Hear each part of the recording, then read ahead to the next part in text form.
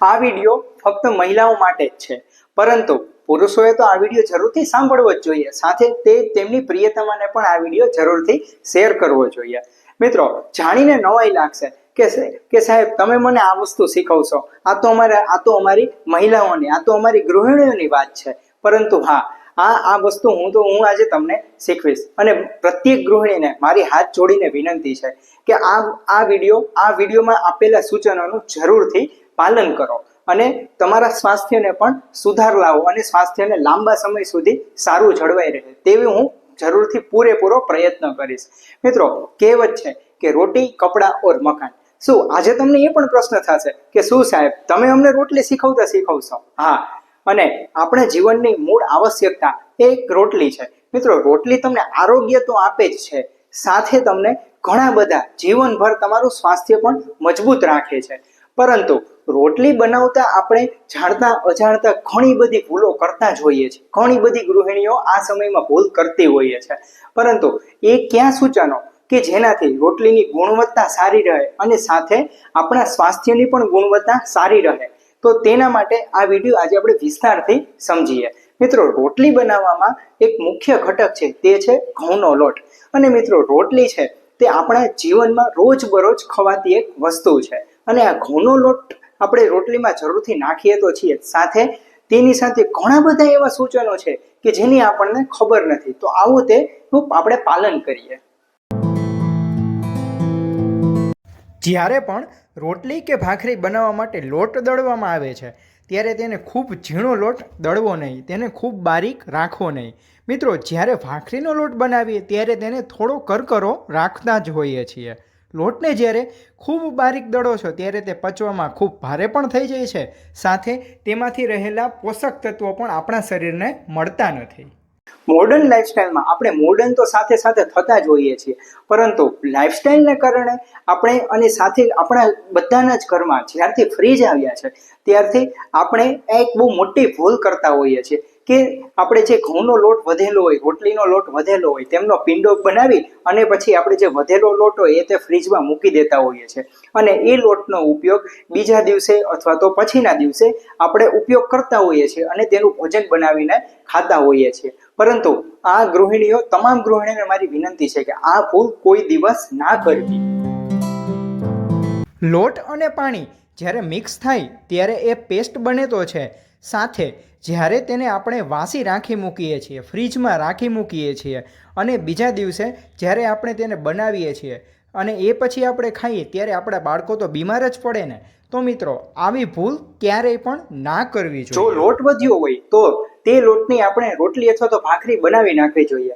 અને હા, અને એ રોટલી અથવા ભાખરી સવારની, બપોરે અથવા તો સાંજે ખાશો તો ચાલશે, પરંતુ આ એક ભૂલ કોઈ દિવસ ના કરતા કે એ લોટનો પિંડો બનાવી સાંજના સમયે અથવા તો બીજા દિવસે સવારે આપણે તેનો રોટલી ભાખરી બનાવી તેમનું ભોજન લેવું જોઈએ। વર્તમાન સમયમાં ઘણી બધી ગૃહિણીઓ આ ભૂલ જાણતા અજાણતા કરતી જ હોય છે, પરિણામે તેના ગંભીર પરિણામો લાંબા સમય ભોગવવા પડતા હોય છે। તો આ ભૂલ એક અચૂકથી ના કરવી જોઈએ।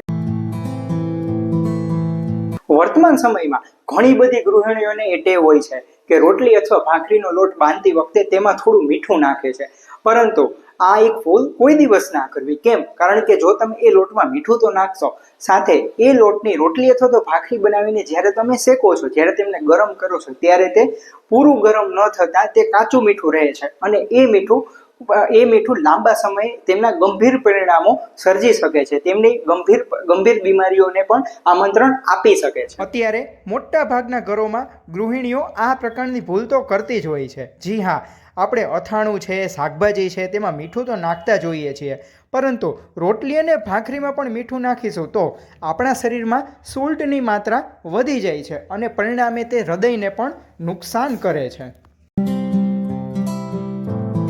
મહત્વની વાત તો એ છે કે જ્યારે આપણે લોટ બાંધીએ છીએ ત્યારે તેમની સાથે આપણે મોણ રૂપે તેલ નાખતા હોઈએ છીએ, તેમને મોણ દેતા હોઈએ છીએ, પરંતુ એ તેલમાં આપણે કયા તેલનો ઉપયોગ કરવો જોઈએ તે આપણે જૂના વિડીયોમાં મિત્રો આપણે ચર્ચા કરેલી છે। તો સાથે મિત્રો, ખાસ કરીને તેમાં જોઈએ કે તેમાં શુદ્ધ સિંગ તેલ અથવા તો શુદ્ધ તલનું તેલ પણ નાખી શકાય છે અને તે નાખવું જોઈએ, પરંતુ મિત્રો તેમની સાથે થોડું દિવેલનું તેલનો પણ મોણ આપવો જોઈએ। કેમ? કારણ કે તેનાથી તમારી હેલ્થ પ્રત્યેના બેનિફિટ્સ લાંબા સમય ઘણા બધા વધી જાય છે અને તેમને પરિણામે તમે લાંબા સમય સુધી સ્વસ્થ રહી શકો છો. આપણને કોઈ દિવસ દિવેલનો સ્વાદ તો ભાવતો જ નથી. એટલે જ તો મિત્રો આપણા વડીલો, આપણા વડવાઓ ઘઉંને મોણ આપવામાં દિવેલનો ઉપયોગ કરતા હતા. સાથે જ્યારે રોટલીના મોણમાં તમે થોડું દિવેલનું પણ તેલ નાખવામાં આવશો તો શરીરને ખૂબ જ તે ફાયદાકારક નીવડે છે. ખાસ કરીને તેનાથી તમને કબજિયાતની તકલીફ પણ રહેતી નથી અને શરીરની વધેલી ચરબીને પણ ઘટાડે છે. સાથે મિત્રો તે લીવર અને સ્વાદુપિંડને પણ મજબૂત બનાવે છે. તો મિત્રો એક વાતનું જરૂરથી પાલન કરીએ કે જ્યારે તમે સિંગ તેલનું મોણ નાખો છો ત્યારે થોડી જ માત્રામાં દિવેલનું પણ તેલ નાખવું જોઈએ, જેથી તમને અને તમારા પરિવારના તમામ સભ્યોને તેનો બેનિફિટ્સ મળે છે.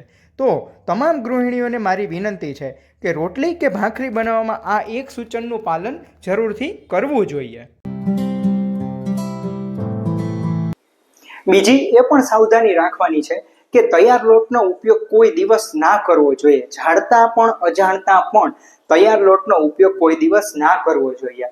તો સાથે આ સમય દરમિયાન આ મોડર્ન લાઈફસ્ટાઈલ પ્રમાણે ઘણી બધી ગૃહિણીઓ રેડીમેડ લોટના પેકેટ લેતા આવે છે અને પછી આપણે તેમને ભોજન સ્વરૂપે આપણે લેતા હોઈએ છીએ. અને હા, આ સમયમાં મોલ કલ્ચર ખૂબ જ વધી ગયું છે. તો ગૃહિણીઓ મોલમાં જઈને 5 કિલો, 10 કિલો, 20 કિલો એવા પેકેટ, લોટના પેકેટ લઈ આવે છે અને આપણે તેનું ભોજન બનાવીને રોટલી ભાખરી ખાતા હોઈએ છીએ. પરંતુ તે પરિણામે આપણા માટે ખૂબ જ ગંભીર પરિણામો, આપણા સ્વાસ્થ્ય માટે ખૂબ જ ગંભીર પરિણામો લાવી શકે છે. તમને કદાચ ખબર જ હશે કે તે લોટ બારીક હોય છે, તે સાવ ઝીણો હોય છે. જો તેને બારીક નહીં રાખવામાં આવે તો તે લાંબા સમય જરૂરથી બગડી જાય છે, સડી જાય છે. તો મિત્રો લોટ લાંબા સમય સુધી ખરાબ ન થાય તેના માટે તેમાં અનેક પ્રકારના કેમિકલ્સ નખાતા હોય છે, પ્રિઝર્વેટિવ્સ નખાતા હોય છે અને તેનાથી લાંબા ટાઈમે આપણા શરીરને ખૂબ જ નુકસાન થતું હોય છે અને છેવટે ગંભીર બીમારી પણ ધારણ કરતી હોય છે. તો મિત્રો એ લોટની આપણે રોટલી ભાખરી ખાતા જ હોઈએ છીએ, પરંતુ જાણતા અજાણતા આવી ભૂલ ના કરવી જોઈએ. અત્યારે ગુજરાતમાં ડાયાબિટીસના કેસ વધવા લાગ્યા છે અને સાથે નાના બાળકોમાં પણ ડાયાબિટીસ આવવા લાગ્યું છે. નાના બાળકો પણ ડાયાબિટીસની બીમારીથી પીડાઈ રહ્યા છે અને સાથે બીજી અનેક પ્રકારની બીમારીઓ પણ આવી રહી છે. તો જો તમારે આવી બધી સમસ્યાઓથી બચવું હોય તો આવા લોટની રોટલી અથવા ભાખરી ન બનાવવી જોઈએ અને આવા સૂચનોનું જરૂરથી તમારે પાલન કરવું જોઈએ. પણ વર્તમાન સમયની ગૃહિણીઓને પ્રશ્ન એ થાય કે શું સાહેબ, તમે અમને રોટલી બનાવતા શીખવશો? અને હા, રોટલી બનાવવામાં એવું તે વળી શું વિજ્ઞાન, એ તો અમારો રોજનો વિષય છે. પરંતુ જો તમે આવા બધા સૂચનોનું પાલન કરશો તો જરૂરથી તમારા સ્વાસ્થ્ય માટે તે ખૂબ જ સારું રહેશે અને પરિણામે કોઈ પણ જાતના ગંભીર પરિણામ પણ નહીં ભોગવવા પડે. પરંતુ જો તમે આ સૂચનનું નહીં પાલન કરો તો જરૂરથી લાંબા સમય માટે તમારા સ્વાસ્થ્ય માટે તે જોખમી રહેશે અને પરિણામે ગંભીર પરિણામ તમારે ભોગવવા પડશે. તો મિત્રો આ વિડીયો જરૂરથી તમારા મિત્રોને શેર કરો અને સાથે પ્રત્યેક પુરુષો તમારી પ્રિયતમાને પણ શેર કરો. સૌનો આભાર.